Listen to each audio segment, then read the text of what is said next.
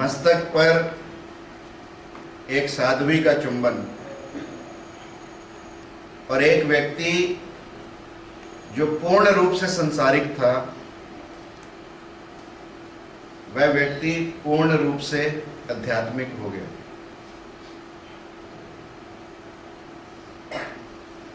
रामकृष्ण परमहंस ने हंसों की एक लाइन जाते देखी और उनके अंदर आध्यात्मिक क्रांति होगी।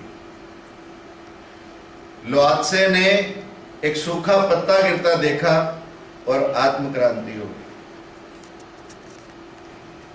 रामकृष्ण परमहंस ने विवेकानंद की छाती पर प्रहार किया और आत्म क्रांति होगी। इसी तरह से बाबा जान ने मेहर बाबा के मस्तक पर एक चुंबन दिया और आत्म क्रांति हो गई। ऐसा कहते हैं कि इनका मस्तक बिल्कुल छोटा था, brachycephaly, and normally people thought that he is a mentally retarded child. और Paul Brunton had gone to his place. I had earlier on also mentioned a book by Paul Brunton. Paul Brunton had also gone to his place and watched him very closely. He had asked about 2-3 things. What is your mission? He says,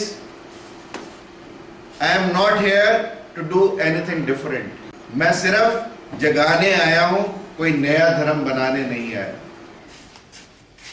Similarly, he wanted an amalgamation of all the religions. He by birth was a Parsi, but had strong belief in Hinduism. He wanted to open up a school. You see, this is very important. He wanted to open up a school where he wanted children from all religions to study together, and he wanted not many students, he wanted only 100 students. 10 maybe from the Muslim sect, 10 maybe from the Hinduism, 10 maybe Zoroastrians, 10 maybe different. And when he called for 10 English students, people raised a lot of hue and cry.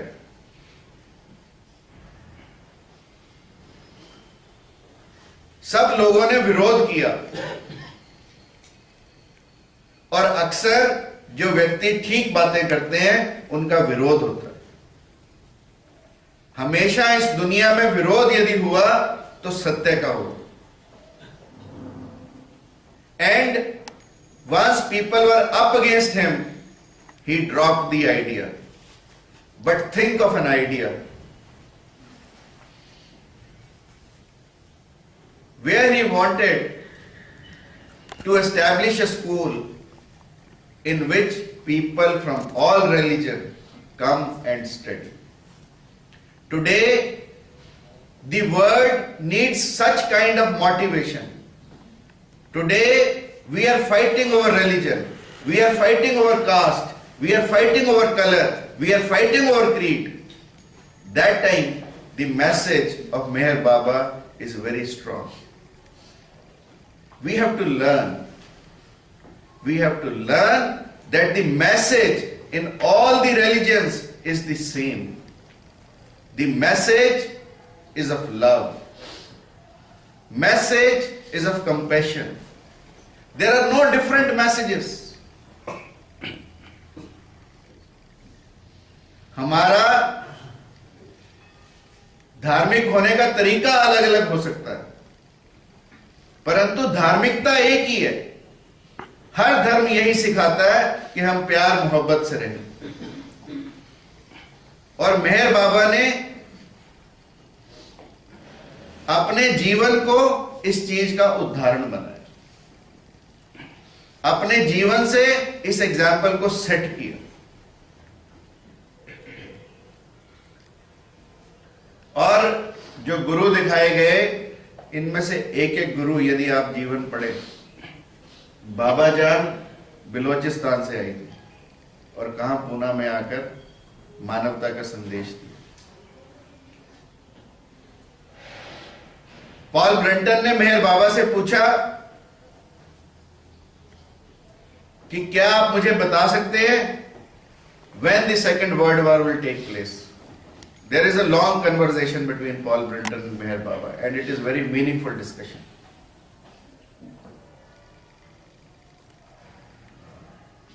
And whatever Meher Baba disclosed turned out to be absolutely right. He said कि मैं कोई चमत्कार नहीं करना चाहता, परंतु ये दुनिया चमत्कार समझती है। इस दुनिया में सत्य को कोई नहीं समझता। जब तक व्यक्ति सत्य के साथ है तब तक उसे कोई नहीं समझता, और जिस दिन झूठ का सहारा लेता है, चमत्कारों का सहारा लेता है, उस दिन दुनिया उसके साथ होने लगती। उस समय भी इतनी ही बुराइयां थी जितनी बुराइयां हम आज सोच सकते हैं। उस समय भी लोग इतने ही लोभी थे, उस समय भी लोग इतने ही अहंकारी थे, उस समय भी लोग इतने ही ईर्ष्यालु थे, और आज भी उतने ही।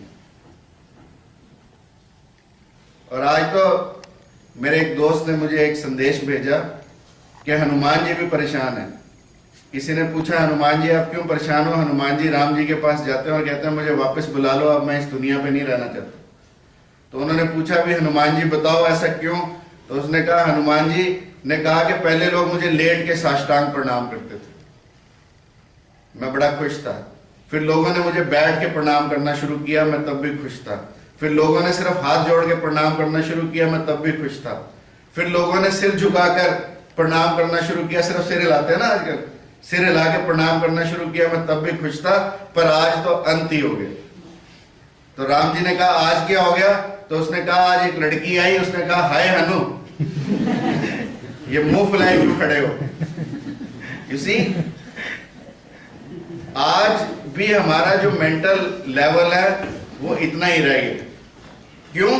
क्योंकि हमने अपने बच्चों को सिखाया ही नहीं है, हमने अपने बच्चों को पढ़ाया ही नहीं, हमने अपने बच्चों को सिर्फ कंप्यूटर लाकर दिया, और मॉरल्स क्या होते हैं, एथिक्स क्या होते हैं, वैल्यूज क्या होती हैं, हमने बच्चों को बताने की कोशिश नहीं की।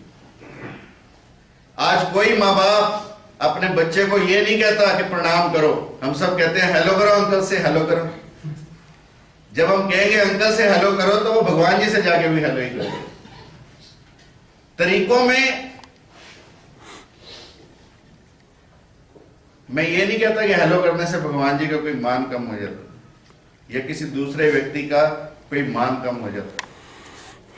प्रश्न ये है कि हम किस दिशा में जा रहे हैं, हमारी नवयुवक पीढ़ी की दशा क्या है।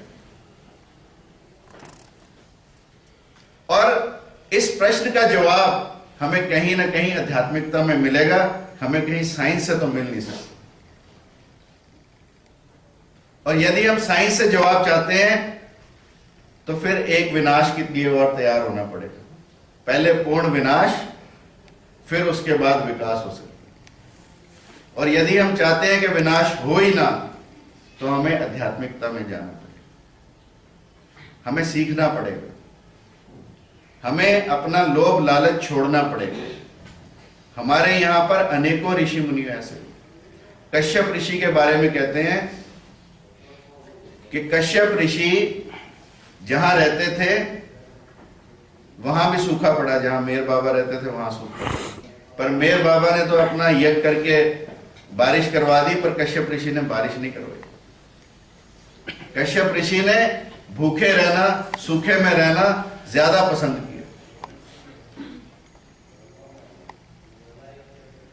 और एक दिन घूमते घूमते राजा के यहां चले गए, तो राजा ने कहा महर्षि आप और आपके जो आसपास के लोग हैं बड़े भूखे हैं, आप जितना चाहे अन्न ले जाओ।